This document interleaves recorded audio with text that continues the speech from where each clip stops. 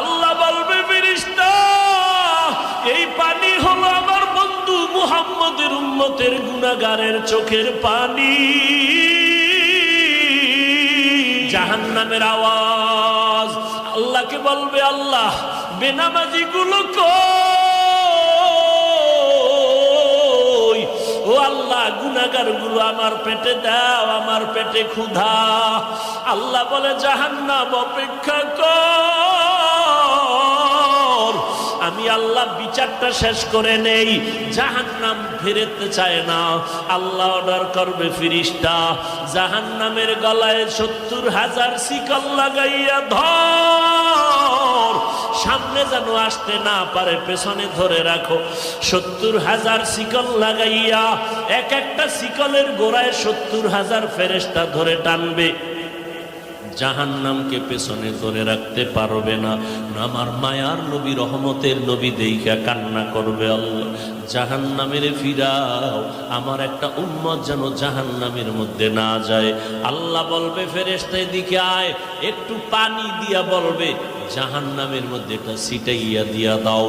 ফেরেশতারা আল্লাহর হাতে কুদরতের পানিটা নিয়ে যখন দিবে জাহান্নাম দ্রুত পেছনে দৌড়াইতে থাকবে।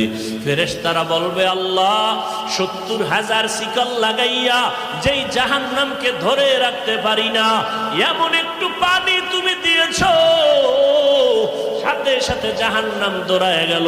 এটা কেমন বরকতের পানি? এটা কি কাউসারের পানি, নাকি জমজমের পানি, নাকি আবে হায়াতের পানি, না দুনিয়ার কোন সমুদ্রের পানি, বৃষ্টির পানি?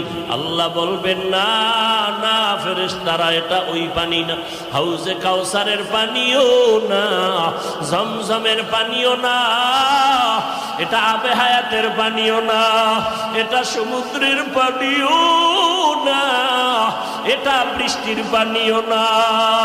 আল্লাহ বলবে ফেরেশতা এই পানি হলো আমার বন্ধু মুহাম্মদের উম্মতের গুনাহগারের চোখের পানি।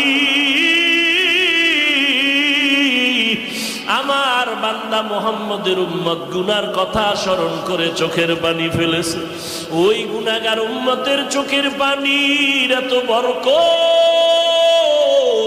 আল্লাহ কয় বেশি করে কান্না করো, কম কম হাসো। নবী বলেন এক ফোঁটা চোখের পানি ছেড়ে কাঁদো। দুনিয়ার ঘরে আগুন লাগলে পানি ছাড়া যেমন ঠান্ডা করা যায় না, তোমার আমার গুনার কারণে জাহান্নামের আগুন কিন্তু চোখের পানি ছাড়া ঠান্ডা হবে না। ও যুবকেরা, ও বৃদ্ধ বাবাজিরা, ও পর্দার আড়ালের আম্মা জানেরা, দুনিয়াতে সূর্যের গরম সইতে পারি না।